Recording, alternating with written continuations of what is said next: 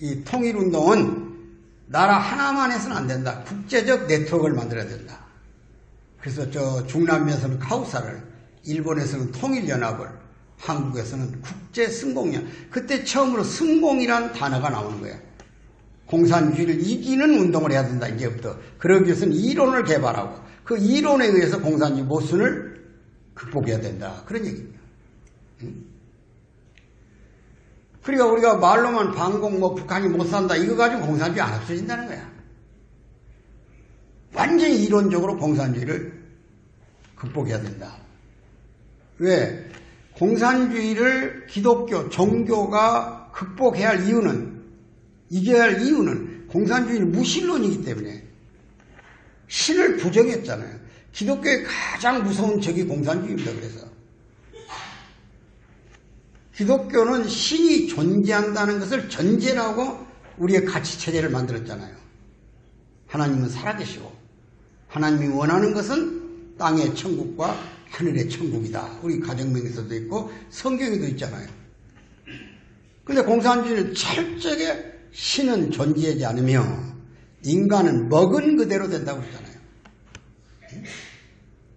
공산주의에서 가장 무서운 핵심 사상은 두 가지입니다.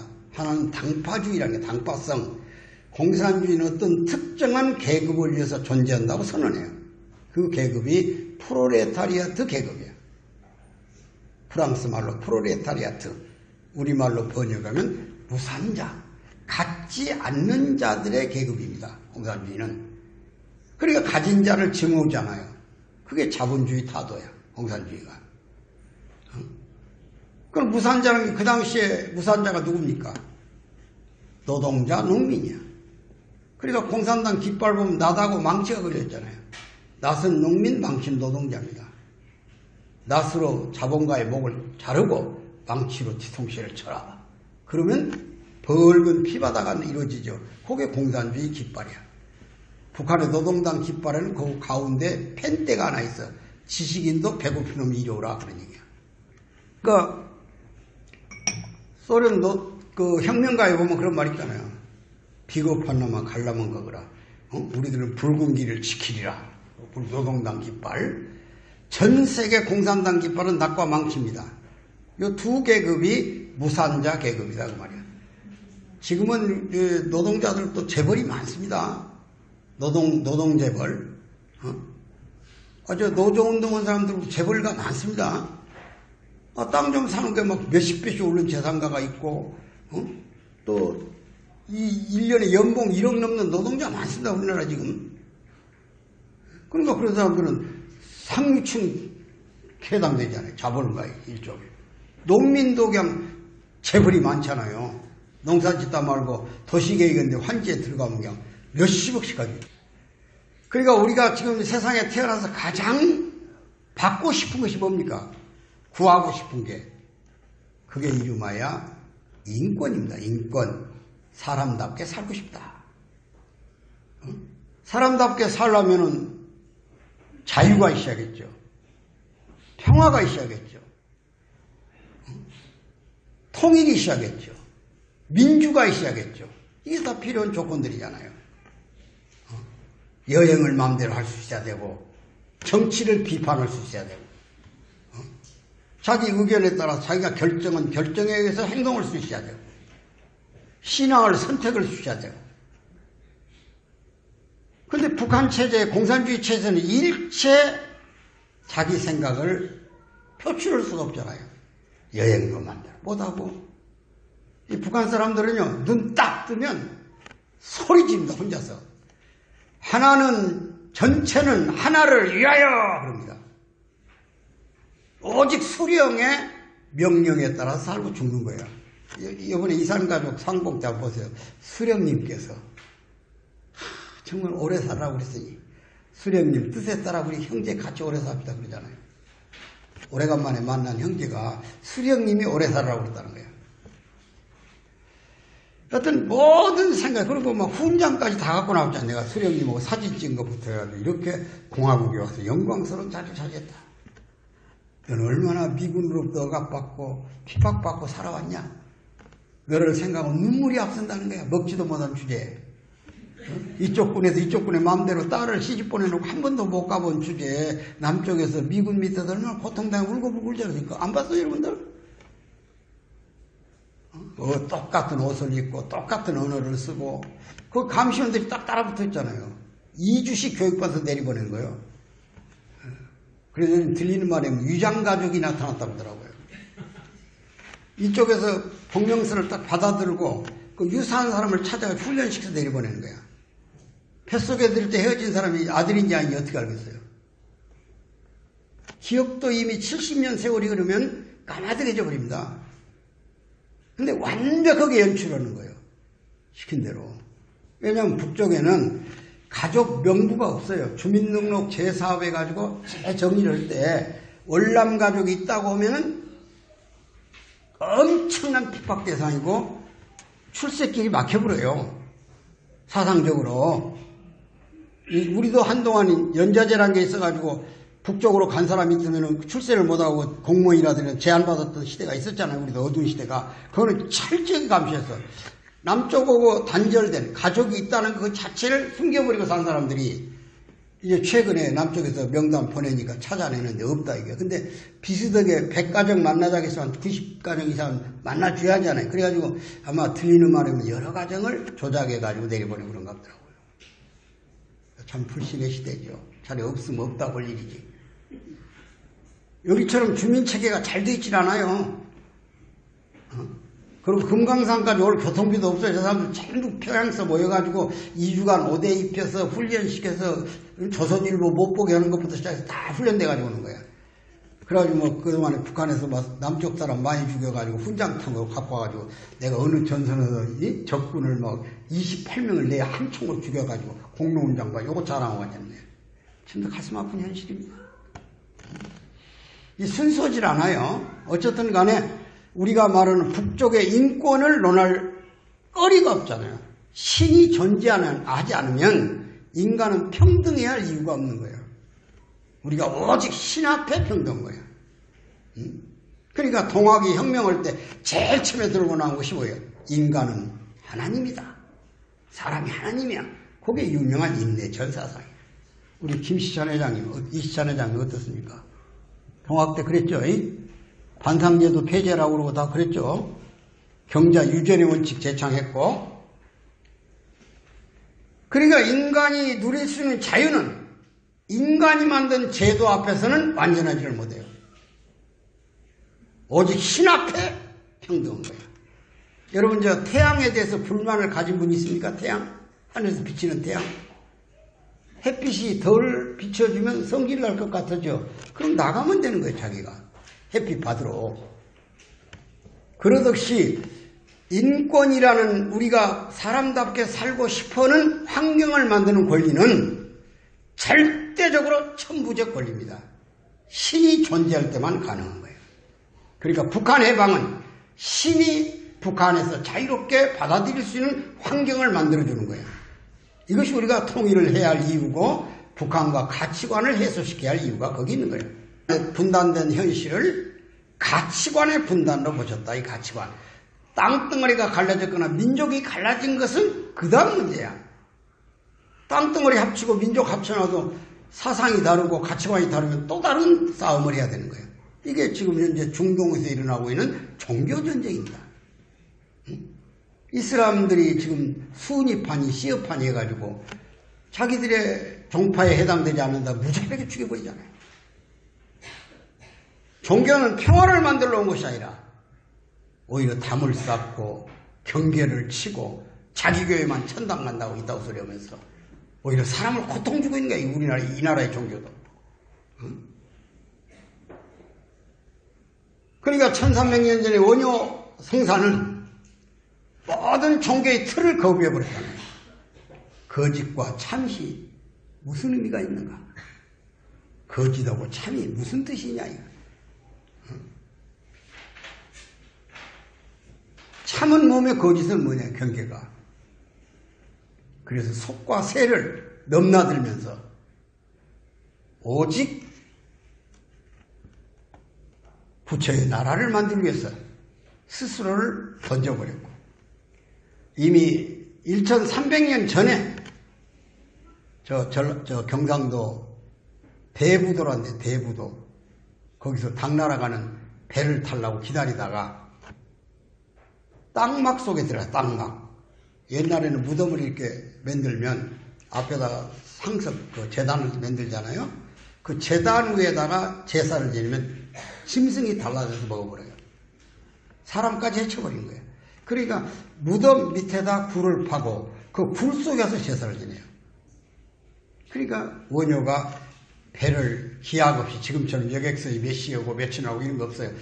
바람 따라서 배가 들어오면 장사하러 들어온 중국 배들이죠. 그걸 타고 당나라 가려고 의상대사하고 기다리다가 땅막 속에 들어요. 땅막 속에. 그 굴 속에. 그게 이제 모텔이지, 여관이고. 응? 근데 어둡지요. 근데 보니까 약간 달빛이 들어오는데 보니까 바가지가 하나 있다 이런 얘기야. 그래서 제사진에다 남긴 물인 줄 알고 그 물을 들이마시니 기가 막히게 맛있다 이게, 목마를 때. 그리고 한숨을 푹 자고 그 다음날 남은 물을 한 모금 더 먹으려고 날이 훤히 새서 그걸 들고 마시다 보니까 해골이다, 해골. 해골의 물이야. 그래서 먹었던 물을 다 토해버렸어. 거기서 깨달음을 얻은 거야. 자, 보세요. 어제도 해골물입니다. 근데 맛이 있어요, 그 물이. 밤에. 해골인 줄 모르고 먹었으니까. 근데 아침에 해골이라는 걸 아니까 토해졌어. 그러면 그릇이 변한 거요, 물이 변한 것이요, 맛이 변한 거요. 아무것도 변한 것 없어요. 하하, 마음의 변화구나. 마음이 해골이라고 하니까 토해졌다 그런 얘기야. 느끼니까. 천당, 지옥이 따로 있는 게 아니구나. 마음속에 천국도 있고 지옥도 있는 거야. 어디 따로 땅속에 지옥이 있고 하늘나라에 천당이 있는 게 아니다. 이미 1300년 전에 원효는 꿰뚫어 버렸어요. 거짓과 참이 하나 속에 있고 다르고 그름이 다 하나 속에 있구나. 같고 그름이. 동종이 이종동. 평화란 무엇인가? 서로 다르다는 것을 인정할 때 평화라는 말을 쓸 수가 있어요. 달라도 같이 살 수 있다는 마음을 가질 때. 화이부동이라는 말이 그 말이야. 논어에 나오는. 평화란 저 사람하고 나하고 다르다. 그런데 같이 살 수 있다는 마음이 열릴 때 평화라는 말을 쓸 수 있다 이게. 또 그것도 이해가 가면 박수를 한번 쳐보시오.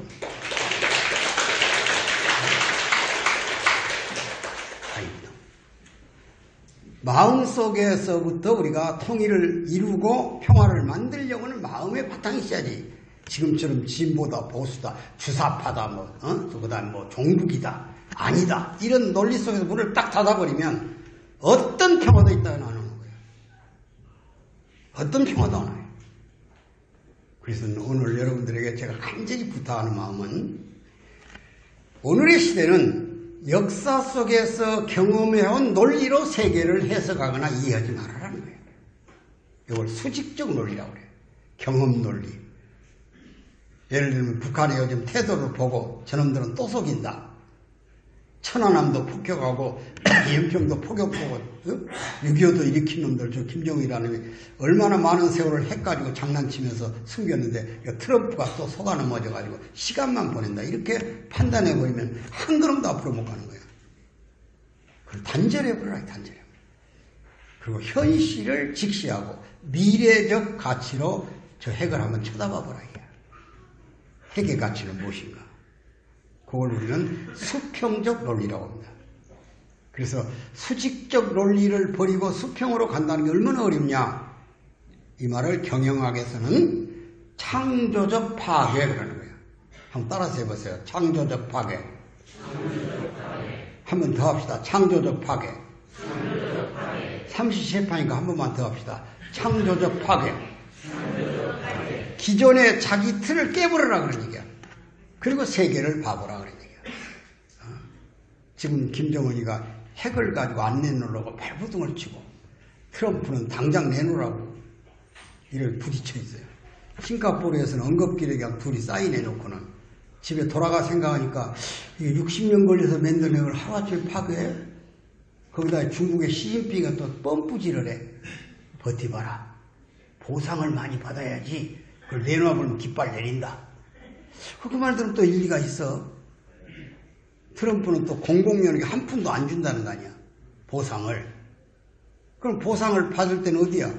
한국서 좀 줄 거고 우리 문재인 대통령은 주고 싶어서 날마다 전화만 기다리고 있으니까 뭐든지 달라고 하면 주려고. 그럼 주지 말라는 것도 엉겁길에 줘버린 게 많잖아요. 석탄도 사주고 말이야. 일본도 지금 보상금을 달라고만 줄 판이야. 우리는 65년인가 한일 협정 맺을 때 유상에서 8억 불 이미 받아왔잖아요. 김정필을 하고 일본의 오이라고 회담에서. 그러니까 줄 나라가 지금 중국도 지금 북한을 끌어안고 계속 가려고 석유 파이프까지 라인을 깔아놓고 이걸 미국이 하도 강하게 나오니까 잠궈놨지만 한 30% 잠궈놨어요. 안 죽을 만큼만. 근데 미국은 그걸 좀 50%를 잠궈라는 거예요. 석유 파이프를. 안 잠그니까 지금 무역보복을 당하는 거예요. 응? 아직은 적어도 한 20년 동안은 미국을 당할 날은 하나도 없습니다. 지구상에서 미국은 초강대국이야. 초가 2개부터. 중국, 일본, 러시아는 초강국이야. 초강국. 아직은. 그러니까 적어도 앞으로 1세기 동안 100년 동안을 미국이 세계를 지도하려면 리더십을 가지려면 중국이 커나오는 싹수를 잘라버려야 된다. 여기 지금 미국이 중국을 압박하고 있는 이유입니다. 그 조건에 북한이 걸려 들어가 있는 거야. 근데 여러분들이 이제 북한 핵 문제에서 걱정 안 해도 되는 거 딱 하나입니다. 과거에는 북한 핵이 위협을 주기 때문에 북한 핵이 평화를 깨고 위협을 주잖아요. 공갈치니까. 요걸 뺏으려고 주변 국가가 머리를 쓰고 압박을 하고 별짓을 다 했어. 육자회담이니까 다 하면서. 근데 지금은 북한 스스로가 핵 때문에 재앙에 걸려가지고 규제에 걸려가지고 제재에 한 걸음도 못 가는 거야. 완전히 파산나버리고 있어. 왜? 북한 사람들이 스스로 핵을 인정 안 해. 뭐라고 하냐? 저 색덤뱅이가 밥 먹여주냐. 진짜 핵이 뭔 경제를 발전시킵니까? 핵이 존재하는 한 북한 경제는 발전 못합니다. 여러분, 누가 핵이 있는 국가에다가 투자를 하고 기술을 제공하고 거기 사람이 들어가 일하겠습니까? 외자가 안 들어오면 발전을 절대 못하는 거야. 지구상의 근대 국가로 성장한 나라들은 전부 다 외자 가지고 시작한 거야. 우리나라가 제1차 경제개발을 62년에 시작했습니다. 5.16 혁명팀들이 한국은행을 덮쳐봤더니 2억 5천만 불의 달러가 있어요. 미국 케네디가 대한민국이 4.19 혁명을 통해서 민주주의로 간다고, 민주주의는 경제발전이 뒤따라가야 되니까 무상원조 2억 5천만 불 해준 거야. 경제 프로젝트를 만들라고. 장면정부는 경제개발 계획만 세워놓고 한 걸음도 못 가고 은행에다 돈 가다 놓고 몰락해 버렸어. 그때 5.16 혁명 부대들이 덮쳐보니까 2억 5천만 불이 그대로 있는 거야. 이것이 기반이 돼서 경제개발이 세워지는 거야. 지금 그런 돈을 몇 개를 써서 어떤 놈이 먹어도 다 주워 먹어버렸지. 그때 사람들은 좀 순진했는 것 같더라고, 아무리 봐도. 현금 덩어리 그대로 있고 말이야. 근데 1년간 싹 써고 나니까 돈이 떨어지니까 박정희 대통령이 소장에서 중장으로 계급 바꿔달고 미국을 간 거 아니야. 케네디 만나러. 왜 계속 주지 안 주냐고. 그래서 케네디는 안 와. 군사 깡패가 하나 왔다고. 군복까지 입고 갔으니까. 그래도 국무장관이 귓속에다 대구래. 군사 깡패한테는 돈 안 준다고. 그래서 성질이 돌아온 거야. 돈을 못 가지고. 경제개발 돈이 떨어져 버렸죠. 그래서 필리핀으로 돈을 빌리러 갔어. 그때만 해도 필리핀이 아시아에서는 선진국이야. 다 기억에 남잖아. 버마, 필리핀 다 우리보다 잘 사는 나라들이고 60년에 필리핀의 건설회사가 미 대사관을 지었고 장충체육관을 지은 거야. 61년에. 그거 기억해야 돼. 그래서 마르코스 필리핀 대통령이 돈 빌려 갔더니 이거 같은 거지 나라를 무슨 외상을 주냐 이거야. 언제 받으려고. 그래서 박정희 대통령이 비행기 안에서 손을 쥐고 개새끼들 너희들이 돈을 빌리러 올 것이다 우리한테. 그래서 혀를 깨물고 경제발전에서 여기까지 온 거야. 아침 저녁으로 필리핀에서 전화와 차관 좀 빌려달라. 세상은 참 묘하게 변했죠. 그런데 돈이 없으니 경제개발 못하잖아요. 그래서 처음으로 지도를 펼쳐놓고 어느 나라로 돈을 빌리려고 할까 보다가 동서독을 알아냈다. 동서독이 갈라졌다는 거예요. 그래서 과부끼리 사정이 통하듯이 분단된 나라니까 독일로 돈을 빌리러 간 거야. 일주일을 걸려서 독일을 가는 거예요. 지금 같으면 13시간 갈 길을. 왜? 비행기가 우리나라 헬리콥터 비행기, 프로펠러 비행기는 2시간 이상을 못 가. 가다 휘발유내야 되니까.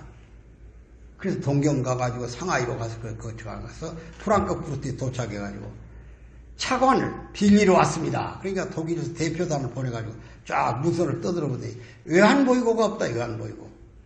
외환보유고가 그 나라의 신용도입니다. IMF라는 것도 뭐 외환보유고가 떨어져서 IMF 걸린 거 아니야. 한 푼도 없어. 그때 정래혁이라고는 전라남도 곡성뿐인데 육군 대장이야. 국방장관까지 상공부 장관이 됐는데 그 양반이 단장이 돼가지고 19명의 교섭단이 갔어요. 응? 그 통역관으로는 지금은 이제 KID 원장하고 계십니다만은 전라북도 김제뿐인데 독일에서 공부해가지고 26살에 박사가 됐어요. 그래가지고 중앙대학교에서 강사하다가 뽑혀가지고 그래가지고 통역관으로 가서 통역을 하는데 서류를 딱 떠들어보더니 외환보유고가 한 푼도 없으니까 일어나 버렸어. 뭘 보고 당신도 돈 빌리느냐. 그래서 나인강에 가가지고 포도주 마시면서 노들깡배이나 부르고 아리랑 부르고 있는 거야. 본국에다 전화해도 알아듣는 놈이 없어. 외환보유고가 뭔지를. 군인들끼리 뭘 알겠어요. 국제경제를.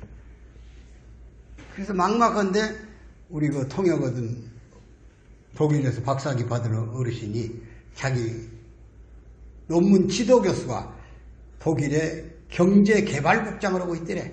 그 사람한테 가서 얘기를 했더니 일주일만 말림을 달라고. 그래서 일주일 만에 프랑크푸르트의 힐튼 호텔 로비에서 만났더니 가자마자 하는 얘기가 너그 나라에 혹시 1000m, 1500m 굴 속에 들어와서 석탄 캘 실업자가 좀 있냐 그러더라고요.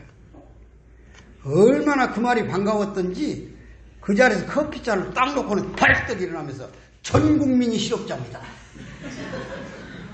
여러분 60년 초반에 우리나라에 무슨 기업이 있어요? 방직공장 2개 있고 기차 철도 거기 근무하는 사람 외에는 부두 노동자 몇 명 있고 전 국민이 실업자지. 그러니까 그때서 그러면 광부로 올 사람도 들어있겠냐 그랬더니 달러만 많이 돌아 이게 전 국민을 몰고 와볼 테니까. 그런데 한마디 더 하더라는 거예요. 밤에만 근무할 간호사로 일할 사람들이 들어있겠냐고. 그러니까 밤이 문제가 아니라 24시간을 뜯는 걸 해라기도 온다. 그래서 광부하고 간호사를 보내면 월급을 받을 거 아니에요. 그 월급을 한국에다 보내야 하잖아요. 그 송금할 은행을 토이치방크 독일 은행으로 정해주면 독일 은행이 보증을 서주고 차관을 줄 수 있다. 이렇게 결정이 된 거예요. 기가 막힌 얘기잖아요. 그래가지고 차관이 들어옵니다. 그리고 광부가 가고 간호사가 가는 거예요. 광부들은 보통 그때 유럽은 벌써 8시간 이상 노동을 안 해요. 근데 우리 근로자들은 이제 계약을 할 때 16시간 노동이야. 2배. 근데 어떤 젊은이는 매니저한테 찾아가서 나는 24시간 계속 일을 한다고 그러더라고요. 그러니까 매니저가 이해가 안 가잖아요. 잠을 안 자고 일한다 하니까. 그래서 우리 리더한테 와가지고 이 젊은이는 24시간 계약을 하자고 그러는데 어떻게 잠을 안 자고 일을 하냐고 하니까 그 노동자가 알아듣고 와가지고 하는 소리가 눈 뜨고 일한다고 그러더라고요. 자면서. 이야, 지독한 독종이구나. 간호사들이 이게 파견돼서 왔잖아요. 그때 당시에 광부는 보통 한 9대1, 10대1 경쟁하는데 간호사는 뭐 15대1 막 그래요. 독일 한번 가는 게 송이죠. 와가지고 자 어디 집이를 가겠어요. 잠자리 숙소가 그 현장에 있고 편지 한 장 보내면 2-3달 걸려야 답장이 오고 전화 한 통 왔으면 월급이 다 나가버리고 그러니까 애로움을 달래면서 그 병원에서 사람이 죽으면 마치 시골에 자기 할아버지가 죽은 것처럼 착각하고 밤새 같이 우는 거야. 그러니까 독일 사람들이 이야, 이 조그마한 나라 코리아에서 온 엔젤 천사들이구나.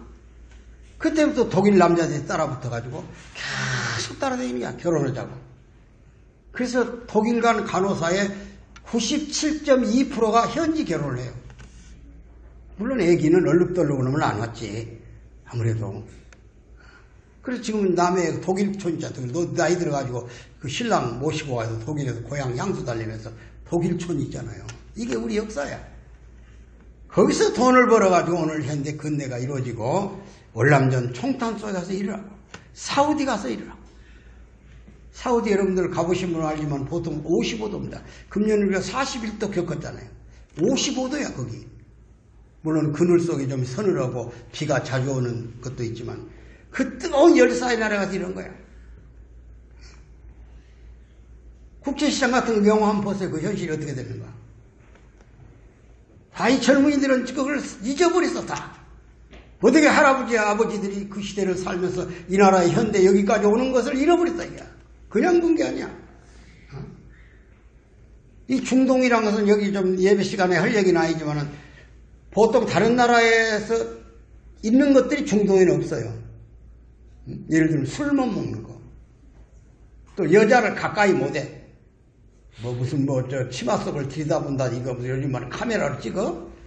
사형이야 사형. 그 어려운 건데 가서 술 생각은 아주 미치겠잖아요. 그래서 한국서 휴가 왔다 갈 때 누룩하고 누룩 있잖아. 누룩 옛날 밀주 담을 때 쓴 거. 그 다음에 저 안전모가 있잖아요. 그거 가면 현장 일하니까 그 안전모에다 누룽밥에다 누룩을 섞어가지고 비닐로 싹 싸가지고 한 이틀 파묻어 놓으면 어지간한 술이 되는 거예요. 그럼 싸우던 놈들이 코를 그러면서 뭐냐 이게 국산 누룽지다. 한국 사람만 먹는 누룽밥이다 이게. 그러니까 이놈들이 우리도 좀 먹어보자. 그래서 안 줄라다 맛을 줬더니 좋아가지고 이런 걸 또 잘 먹더란 거야. 그거 술이 아니라고. 생각의 차이지. 그래가지고 여러분들 그냥 매개감성 그냥 술 생각을 대신하고